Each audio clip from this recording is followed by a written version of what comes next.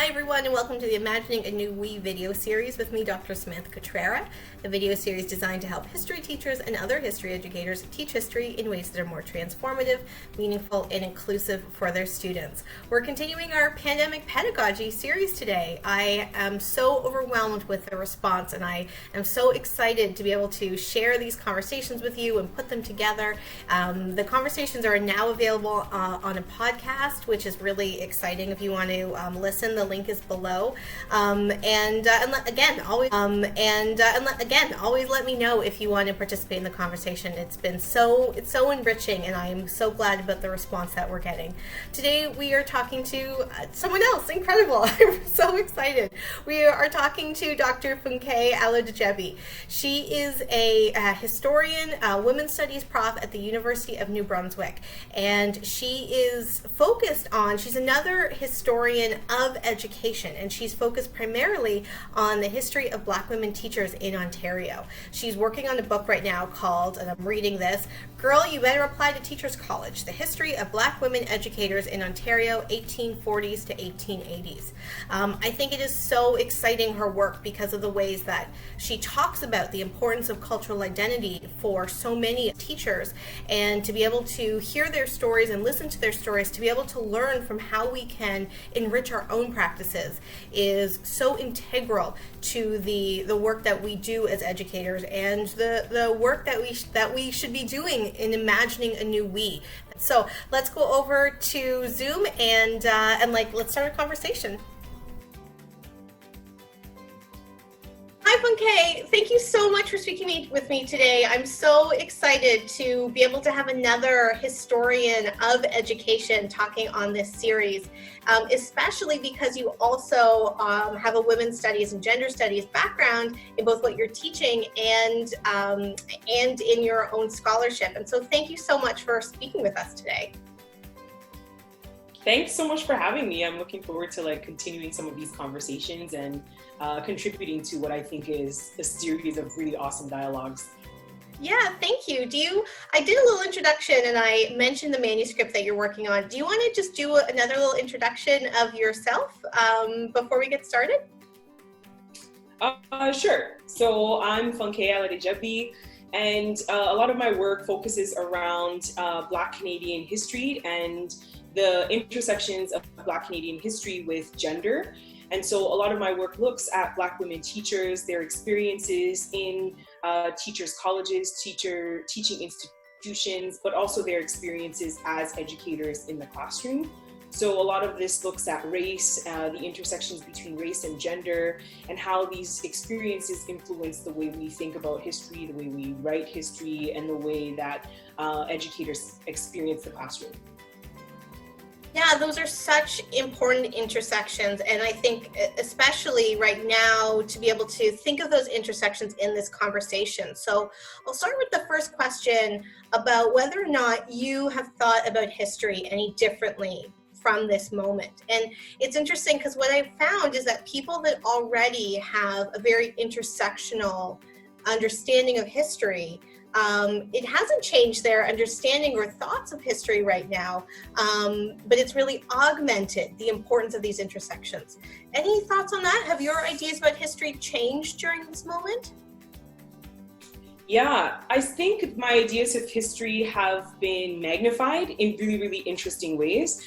So in thinking about Afrocentric learning and in thinking about Afrocentric teaching, I really am thinking about this moment as a way of going back to these kind of traditional ways of learning, and the way that community, for example, is so much connected to individual ideas of self. And so a lot of these kind of conversations have been forcing me to think about how Black racialized communities of people have really had to draw on these kind of traditional mechanisms of learning, traditional mechanisms of teaching, but also of community cohesion in this moment of disruption.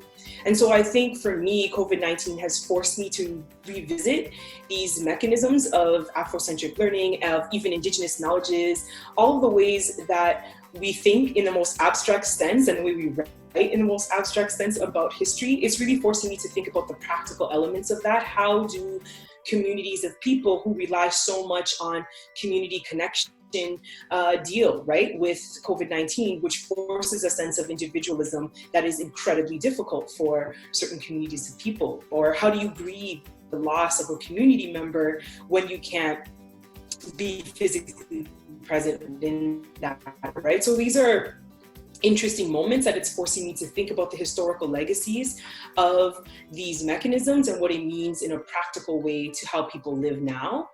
I've also been thinking a lot about history, and I always think about this, about history in terms of continuity and change. So thinking about the way that the historical past informs how we think about our contemporary circumstances. And this has always been a thing, but we can draw on kind of the work of historians to think about how human beings have dealt with pandemics in the past and how this particular pandemic offers a series of different things, right? So what are the changes that have been facilitated by that? And so I think history is kind of getting reinvigorated, right? It's getting like a new fancy face and a really nice jacket at the store, right? And so I think that that's an exciting time, is that so much of the way that people have thought about history and so much of the ways that I often teach history is to try and convince people that history is amazing. It's like really interesting. It's got all this, but my labor doesn't have to, it's not as much, it's not as difficult, I should say, because people are starting to realize the significance and the importance of looking at these histories for tracking trends, for accessing data, for thinking about what this can tell us about how we move or what our future will look like, right? So COVID-19 has really created a situation by which people don't know what the world will look like after. And I think history lends itself to that. And so I think for me, teaching about history or trying to get people to be more engaged in history is getting them to think about what are some of the patterns, what are some of the trends that can help them think about what their future might look like, and what are the things that might completely take us on a different path. So that's the thing that's kind of exciting to me about this, but I don't know if it's necessarily changed my thinking of history. I think it's just illuminated the tools that I've learned from history and has given me a better way for talking about how these historical tools can be applied to what we are experiencing now. Yeah, that's really interesting. And of course, the idea of continuity and change has come up in other videos. I'm thinking of Neil Orford and Jen Haskins-Winter, who are history educator, like history teachers or former history teachers that have brought that up as an important element to be able to talk with K-12 students, for example. But I want to think about like the first part of your answer about this notion of kind of traditional community, Afrocentric, Indigenous knowledges or epistemologies, because I think there's this moment that's this interesting balance, because on one hand, if you are home, and this is something Christina Llewellyn talked about with oral histories, you can use this as an opportunity to get to know your family and your family's history in different ways, as well as an opportunity for parents, for example, to do more unschooling, to be able to focus on particular elements of knowledge that are important at this moment. But then there's also that loss of community and ways to kind of that can be virtually connected, but sometimes when we are working with elders, for example, that virtual connections are either not possible or they're just not preferable because of that kind of affect that's important. Any kind of comments about the individualism of being home, being socially isolated as a way to generate knowledge because we don't have the same community around us? Yeah, absolutely. I think persons of African descent, communities of African descent have long kind of pushed back against this desire to be individual, to be isolated. There have been really strong and important ways by which our communities have constantly worked to build those community connections. And it's still happening in the COVID crisis, right? I'll speak specifically about what's happening in Nova Scotia in terms of like the Black community activists that are there, who are still working really diligently to remind people that we're connected connected to one another, right? To promote and encourage race-based data, the collection of race-based data during COVID-19. They're visiting, members in prison, and they're practicing social distancing, but they're not forgetting about this communal connectedness, this communal sense of responsibility, and of course accountability, right, for our governments, for our powers that be, to ensure that communities of people who haven't had access to these things continue to be able to have the same kinds of rights as everyone else. And so I think that racialized communities have long pushed back against this. And this is a historical legacy of the way that they advocate. And so while the platforms have changed, right, like some of that might be, driving in a car and staying 6 feet apart or whatever the case may be, but the political activism has never ended. I think the mechanisms by which they're using that community activism has changed. But I also think there's a revaluing of community connection now that we've been isolated in this really, really forceful way. So I'm thinking in a more practical sense about how much I'm working to engage with my nephews and my siblings, right? In a really concrete way, right, to ensure that we are constantly getting together, right? We are valuing the different things that we probably would have put off into a later date. We're making sure that it's an important part of how we exist. And of course, valuing community knowledge keepers, elders in our community, trying to get them to record their stories, trying to sit with them in spaces so that they can begin to document their experiences and then share those experiences. So in some ways, yeah, the mechanisms have changed, but I think the inherent community practices that have always been there remain. Right? So I think it's been a forceful way of trying to resist this notion of individualism, but we're also adhering to, safety measures and making sure that what we're doing all of those things. So it's revaluing our community members, revaluing our community elders and the knowledges that they have, and understanding that there are traditional knowledges and traditional knowledge keepers in our community that we sometimes don't gravitate to, and that maybe we should go back and revisit and talk to, speak to, and figure out what their experiences have been throughout, right, their life story or history. Yeah, that's interesting about that kind of pushback against individualism. I posted a video last week that I actually had recorded way before this happened that asked teachers to think about what their purpose of teaching history is. And I used a book from 1990 that talks about different kind of forms of curriculum: transmission, transaction, transformation. And a transmission is a kind of conservative, a transaction is liberal, and transformation is a more radical perspective, as I'm sure you know.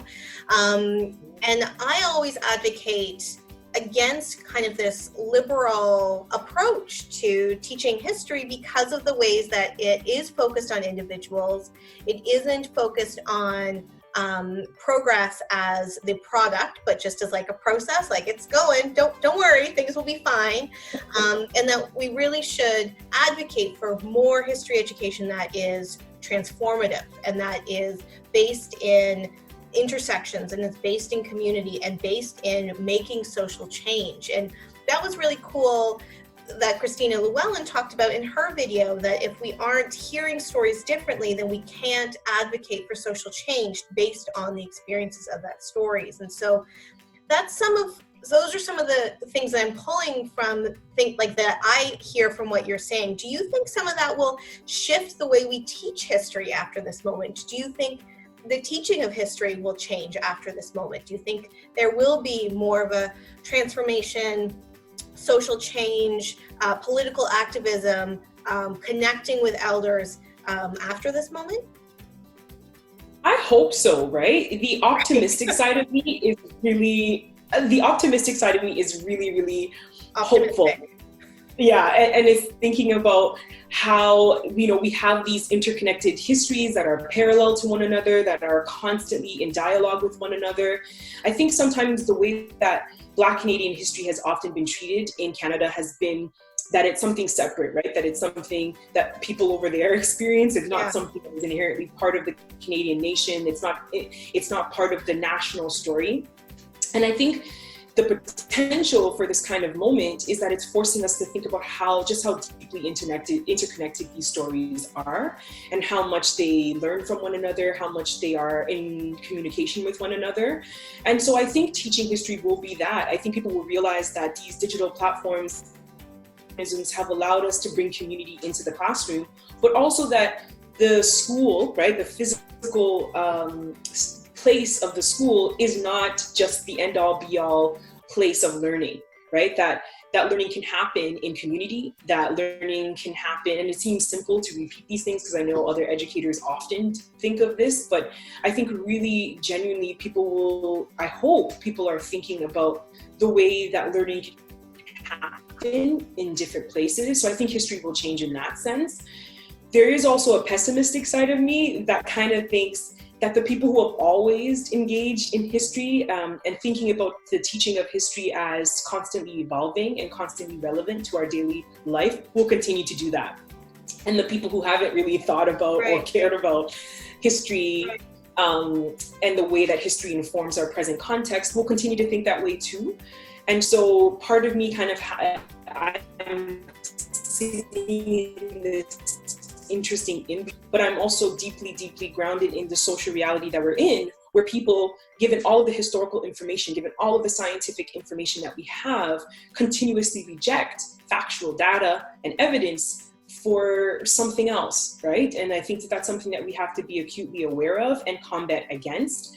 I think the way that we've taught history in the past, and I think many people who are invested in social justice education often are thinking about the optimism, and we're not thinking about how to protect and begin to anticipate what happens if the opposite happens in our world, where there's going to be a bunch of people who don't care about the relevance of historical data and evidence. And I think that we need to really take a more proactive. So things will change, I hope. But if they don't, I think we need to be ready for the potential of that as well. Yeah, that's really important. And I really, when you say like that there are people that still might not look at things like at evidence, I think of the conversations I've had, particularly with the American scholars, John Bickford and Andrea Hochman and Sarah Shearer, that like, I've heard that more from the American scholars, but I think it's important that we need to remember that that's happening here, especially when it comes to things like inequity and things like social justice, how easy it is for us to turn our ear on or off to things that already kind of fit our worldview. And so, you know, everyone that I've spoken to identifies that this can be a moment to look at and reveal these structures of inequity. But yeah, I appreciate what you're saying, that we need to think about how this might not be something that everyone is going to take with it and come from it. And so how and in what ways do we think through that? For me, this leads to my third question, which happens to be a good segue, which is always nice when that happens, is that the purpose of the video series generally, and my work generally, is on this imagining a new we, because I have found in history classes, very similar to what you said, that there is this, well, we'll do Canadian history and then we'll do the other histories after. Like, those are important, but like, let's first do the Canadian history. And especially when there are racialized students in the class, that gets even more separated. The us and them, the othering of students and the narratives that they carry are even more prominent. And so the imagining a new we is a huge focus of my book, but also of the series. And so I wonder how we can imagine a new we during and after this moment. Will it change? Will it morph? Will there be more opportunities for creativity and collaboration and community? Do you have any thoughts about how we might imagine a new we after this time? Do you think we even should? Yeah, it's a good question, especially in the Canadian context. And I really love and appreciate that you make this distinction about how in the American context, it's easy for Canadians, right, to look at the United States and how that imbalance, that inequity is so vast, right, and it's so evident that it's really hard to deny the way that disengagement happens. But in Canada, we aren't as vocal with inequity, but it's very much there, right? That we have communities. I remember at the beginning when scholars, academics, and activists were demanding, right, that that race-based data be collected for COVID-19. And so many people, politicians particularly, were saying, we don't have a race problem here.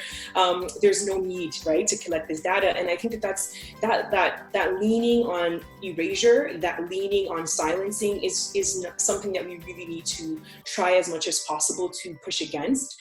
And so the imagining a new we for me is a complicated question, right? Because I think when I think about racialized communities, when I think about Black Canadian communities, I recognize that this COVID-19, the questions that have arisen as a result of COVID-19 have always been present for Black and Brown, Indigenous communities, right? Food insecurity has always been present. Precarity of work has always been present. Lower socioeconomic challenges have always been present in Black Canadian communities. And so the questions that COVID is causing mainstream Canadians to question are things that Black Canadians, racialized communities have always been questioning, right? The hypervigilance, the policing, all of these things have been part of their everyday experiences. And so I hope that the we is asking people, what happens if we include, what happens if we consider people in our society who are different from us, right? And maybe we'll be able to tackle these questions if we consider the most disenfranchised in our communities and in our societies. And so I hope that the reimagining of the we expands who we are, right? I think a lot of times the definitions of we have largely been positioned as mainstream white Eurocentric notions of what it means to be Canadian. And I think we really need to blow that definition up and say that we is inclusive of so many other people. And I don't mean inclusive in the superficial sense. I don't mean inclusion in the way that, whoa, we have cultural diversity, yay. I mean like really thinking about how our institutions are making people belong or unbelong, right? To how do we think about citizenship, and are we thinking about the people that aren't there, right? Are we thinking and considering the people who aren't part or who aren't sitting at the table to be part of that conversation? So I hope that's what the we will have for us, or the question, or problematizing what this we actually means, and to make sure that this umbrella of we is really thinking about and considering communities of people who have often been engaging in these conversations for a really long time. So it's really about what can we learn from each other, and what have people in the past been telling us prior to COVID-19 that we refuse to listen to, that COVID-19 has facilitated us to think differently about, to open our ears differently, as Christina Llewellyn was saying earlier, right? To listen truly to what it means when communities of people are saying that these things have been happening and it's not equitable, right? And it's not making us feel like we are true Canadian citizens, and we need to shift that. We need to shift that conversation. So I hope that's what the we changes into. But I still don't know, right? I still don't know if that's what we will take away from it. It's really, really difficult to see what we will take away from these conversations. But also I hope that the we also allows us to understand just how much power we have as a community of people. So I think the way that we imagine a new we is to think about how each and every one of us has the ability to be knowledge producers, right? To be able to dictate and change the parameters of our society, right? That it's not so far-fetched to imagine like a living wage for everyone, right? Like, we are having a moment where we're starting to think about that. And because I think so much we've thought of these things, of these institutions, both historically and in a contemporary context, as so far-fetched, so grand, right? That we can't make the kinds of changes that are necessary. But I think COVID-19 is asking us to think about how we as a community of people have a lot of power and have the ability to demand for our governments and our community agents to be accountable for the kinds of world we want to live in after this. I hope. Yeah, I hope too.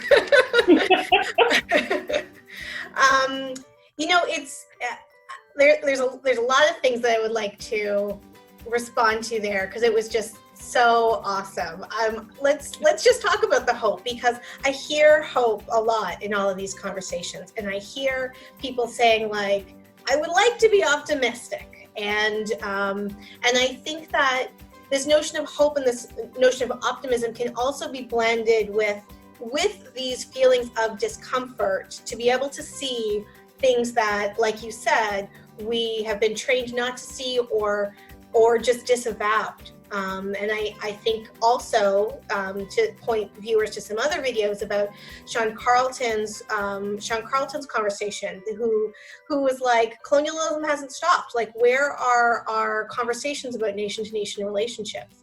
Or Jeffrey Reum's discussion about critical disability history, and how, again, there are a lot of vulnerabilities that we're feeling now that we can look at with a critical disability lens.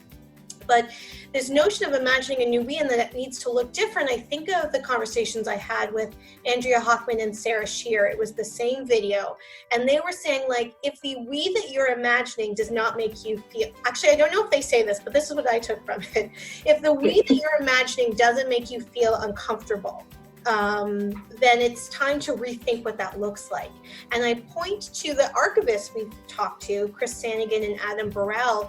We're talking about the records that are being created during this time. If all those records look very similar, if all those records are saying very similar things, then we need to be able to broaden how and in what ways we are understanding and thinking of this moment and the stories that frame our lives. Like, what is it that allows us to only hear a certain set of stories? So thank you for bringing all those conversations together, although of course that wasn't what you intended to do. I get to hear them all, so I get to do that. But that's what I hear, like this weaving together of so many of these different important ideas.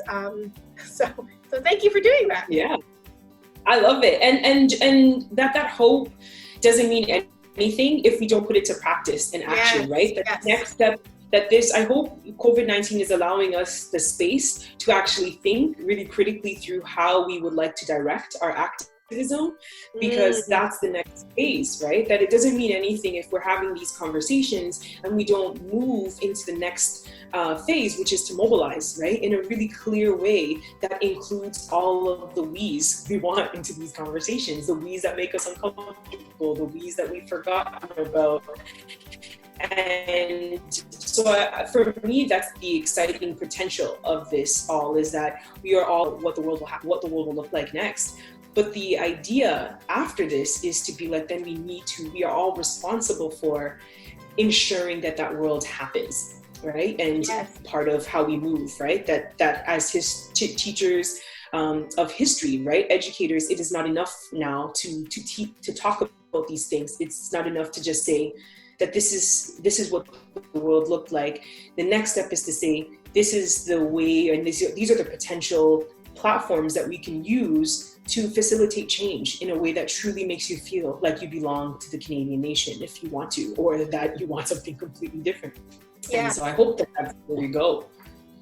Yes, no, thank you so much for reaffirming that importance, that if we keep hoping for these things, that we have to act on them. We have to mobilize. We have to identify our priorities. And it's funny because I'm doing a curriculum review right now, and it's interesting how often it will say, like, get students to identify the different attributes of active political citizenship, but it doesn't actually ask them to do anything. Right. And for me, I call myself a history education strategist, because I think that these strategies that we have for learning history need to mobilize us to ask for a different future, because history can teach us so much about things that we don't think are possible because of the way grand narratives work. And so thank you for reaffirming the importance of activism related to hope. Anytime. This was a fantastic conversation. Thank you so much. Oh, thank you for having me. I had a really good time. Yeah, that's great. And I've been saying to a few people that would be kind of interesting to like follow up in September when our anxieties are like at a different place, although that, again, that makes it seem like more work, but to kind of see where these conversations go, because we talk about this as a moment, or at least I do, but it will have such lasting effects that it's kind of good to check into where we were. So hopefully we can do that. I would love that. I would love that. And I'd love to hear everyone else's kind of progression of their thinking or change in thinking over the next couple of months, right? Because we're kind of in the thick of it, and then things will die down and we will kind of have an idea of where we're going next. So it would be kind of interesting to see how our thinking changes. I know, I feel like everyone has like said yes to the conversations, and they're also signing up for months of me being like, let's do this thing too. Because I do think it's important that we stay connected, we stay talking with each other, and we have these moments of collaboration to make all of our practices better. So thank you again. No, thank you. Thank you for doing this and all the labor that comes with it, because it is a lot. And I think often at times we assume that it's just kind of easy, but I think facilitating and bringing all of us together in this kind of way is significant and important. So thanks for all of the labor that you're putting in and making things accessible for people. So thanks. Oh, well, that's so kind of you. Thank you so much. I do just like have an opportunity to like get a little dressed up during the days. And it is really nice to be able to like connect with people and like feel a little bit normal. And so it fulfills like a lot of really great things. So anyway, thanks again. Anytime. Okay, bye. Bye.